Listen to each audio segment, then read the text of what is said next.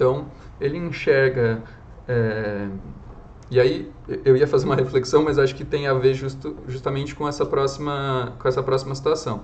Fica o fato de que a história se afastou da descrição e da narrativa e se voltou para a análise e a explicação. Da ênfase no singular e individual para o estabelecimento de regularidades e a generalização.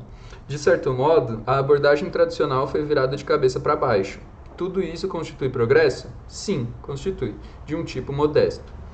Então, primeiro aqui na página 73 ele fala dessa aproximação entre a história e as ciências sociais, que ele coloca como o que os historiadores ortodoxos, ali do final do século XIX, rejeitavam por completo. E aí depois ele coloca que justamente a reflexão que eu faria, né? Se aproximar das ciências sociais, o que eu acho que ele quis dizer aqui foi justamente se afastar da descrição e da narrativa, né? E se voltar para a análise e para a explicação. Então, encontrar relações, estabelecer efetivamente relações, conexões, reflexões, né? A partir não só das fontes históricas, das fontes primárias, né? Mas também da própria historiografia, né? Enxergar, acho que isso é uma mudança muito grande no século XX, que é a história se debruçar sobre a própria história, né? Sobre a própria produção historiográfica, que acho que não era uma coisa tão comum até o século XIX aí, né? Então, a gente pode enxergar essa mudança muito clara, e o Hobsbawm ele chama a atenção para isso bastante durante o texto dele.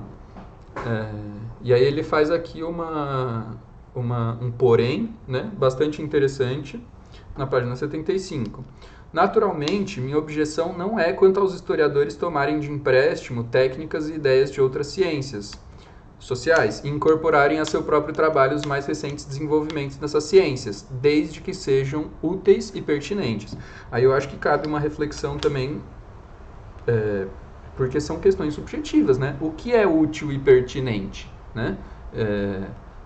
Eu acho que aí ele está, mesmo que implicitamente, colocando um juízo de valor aí que pode trazer grandes discordâncias, né? Eu mesmo, às vezes, me coloco a pensar, né, sobre essa perspectiva da história global, do Hobsbawm, de enxergar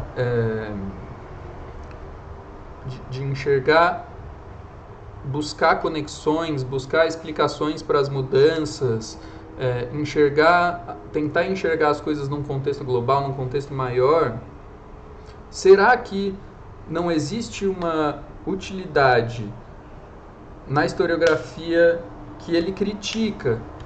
Às vezes justamente essa historiografia descritiva, essa historiografia narrativa, ou já uma historiografia moderna, por exemplo, pós o boom do marxismo, que trate de questões muito específicas e que não busque estabelecer conexões, não busque explicações, não busque enxergar as coisas dentro de um contexto maior. Essa historiografia, na minha opinião, essas historiografias todas, elas podem ter utilidade no próprio ofício de historiadores globais como Hobsbawm, né? Porque enxergar esses escritos, esses estudos, eles explicam bastante coisa, né? Tanto sobre o porquê desse movimento, desses movimentos historiográficos diferentes da história global, que enxergam as coisas de outra maneira, que buscam entender a história de uma outra maneira, que não tem essa mesma ambição explicativa, reflexiva do Hobsbawm, quanto as informações colhidas por historiadores desse tipo são úteis para historiadores do macro como Hobsbawm, né? Até porque se a gente for observar uma obra, por exemplo, como A Era dos Extremos, né? que trata aí de um período de cerca de 80 anos aí, de 1914 a 1991. Ele chama de aí o breve século XX. Seria impossível para o Hobsbawm ficar se debruçando em fontes primárias para escrever uma obra que trata de 80 anos de história. E tem outras obras dele que tratam de muito mais tempo, né? A Era das Revoluções, a Era do Capital. Então, é necessário para ele buscar conclusões que já foram tiradas ou até descrições de outros historiadores, né? Então, acho que existe sim uma utilidade e uma pertinência nessas historiografias. E aí a gente vai para basicamente a conclusão dele em relação a essa questão do progresso historiográfico, na página 75. Sim, houve progresso na história, pelo menos no curso das 3 últimas gerações, principalmente pela convergência da história e das ciências sociais, mas foi modesto e pode ser que, no momento, esse processo esteja obstado. Então, ele coloca aí em questão uma suposta parada desse progresso que, durante essas últimas 3 gerações, ele considerou que progrediu, né? Que a historiografia de fato progrediu. Então, aqui a gente vai para a próxima parte, que é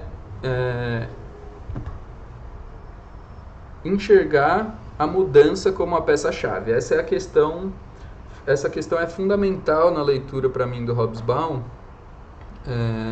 porque é na mudança que ele enxerga essas conexões, que ele enxerga a importância desses processos de mudança, né? Acho que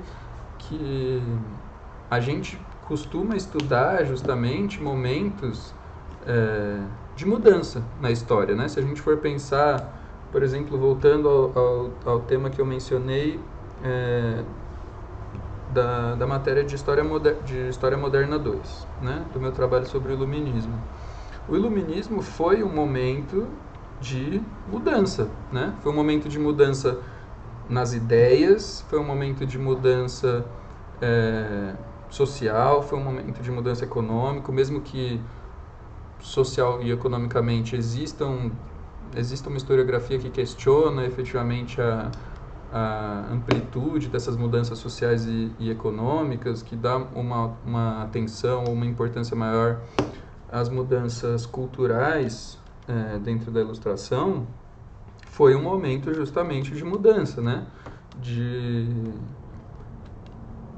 crítica, de abertura à crítica, né? De possibilidade de criticar o Estado, de criticar a Igreja, de pensar embrionariamente aí numa separação entre os dois, e que efetivamente viria, talvez começaria a vir na França na segunda fase do século XVIII, na segunda metade do século XVIII, na segunda fase aí do Iluminismo, e que culminaria depois na Revolução Francesa, que justamente foi outro período de mudança, aí sim social, econômico, né? Tirando o poder da monarquia absolutista, destruindo o antigo regime e instalando uma sociedade essencialmente burguesa, né? Liderada essencialmente pela burguesia. Se a gente for ver outros períodos de grande interesse historiográfico, a gente vai ver, por exemplo, as revoluções russas, né? A gente pode pensar na Revolução Cubana. Então, momentos em que o historiador consegue enxergar no passado um período de ruptura, um período de mudança, um período de transformação. Então, eu selecionei aqui 2 trechos, um na página 73. Se não tentarmos resolver o problema básico das transformações da humanidade, então aí já dá para enxergar que o Hobsbawm trata isso como o básico do básico, né? se debruçar sobre as transformações da humanidade, ou pelo menos não atentarmos para aquela parte de suas atividades que constitui nosso interesse especial no contexto dessa transformação, que ainda se encontra em desenvolvimento, então, como historiadores, estaremos nos dedicando a trivialidades ou jogos intelectuais e outros jogos de salão. E aí acho que isso dialoga bastante com o que a gente estava falando sobre a utilidade que ele vê ou não vê em certas historiografias, em certas correntes historiográficas. E aí na página 77, um pouco mais à frente, o tempo está maduro para que voltemos novamente às transformações do gênero humano, a questão principal da história. Então aí, mais do que explícito, a visão do Eric Hobsbawm de que as transformações do gênero humano são a questão principal da história, são o que a gente deve se debruçar para compreender o processo histórico. Bom, chegamos aqui na última parte da apresentação, a universalidade através das interações. Então, tão importante quanto compreender essa noção de progresso historiográfico para o Hobsbawm é compreender a mudança como peça-chave, a gente já discutiu isso bastante, e também as interações, né? Entender essa universalidade através das interações. Então eu vou pegar um trecho aqui da página 74. As transformações da sociedade humana são mediadas por uma série de fenômenos especificamente humanos, chamemos-los de cultura, na acepção mais ampla do termo, e operam por meio de uma série de instituições e práticas que, pelo menos em parte, são construtos conscientes, por exemplo, governos e políticas. Então, o Hobsbawm, ele enxerga na atividade do historiador uma necessidade de encontrar, como eu posso dizer, ai meu Deus, esqueci a palavra, encontrar, eu vou ter que usar a mesma palavra porque eu esqueci a palavra aqui, pontos de intersecção, é isso que eu queria dizer. O Hobsbawm, ele busca encontrar, ele acha, né, que o historiador ele deve buscar encontrar intersecções entre os diferentes aspectos da vida humana. Então, economia, política, família, relações sexuais, cultura na sua acepção ampla ou estrita, sensibilidade. Para o Hobsbawm não basta uma produção historiográfica meramente econômica, ou meramente política, ou meramente cultural. Então, voltando novamente, eu peço perdão aí por estar fazendo essa conexão, mas com a aula do professor Pablo a respeito do iluminismo, muitas críticas a certa historiografia que foi liderada pelo Paul Hazard, depois ganhou força com décadas depois, né, já agora contemporaneamente com o Richard Dalton, agora eu acho que é Robert, peço perdão. Eles foram muito criticados por uma historiografia mais recente, porque, teoricamente, eles davam uma importância muito grande, um foco muito grande ao falar do iluminismo no aspecto cultural, né? Sendo que existe, né, a história econômica, existe a história social e a história política, e ela precisa estar presente, né? Segundo essa historiografia que criticou aí principalmente o Richard Dalton, Robert Dalton. E aí o Hobsbawm acho que iria nesse mesmo sentido, né? Estou fazendo aqui uma suposição, né? Mas ele enxerga que a leitura feita pelo historiador, ela precisa ser uma leitura completa. E o que é uma leitura completa? Uma leitura que enxergue, não é fazer uma leitura econômica, uma leitura política e uma leitura cultural. Não, ele quer justamente encontrar essas interações. Então, encontrar o porquê as ideias, por exemplo, iluministas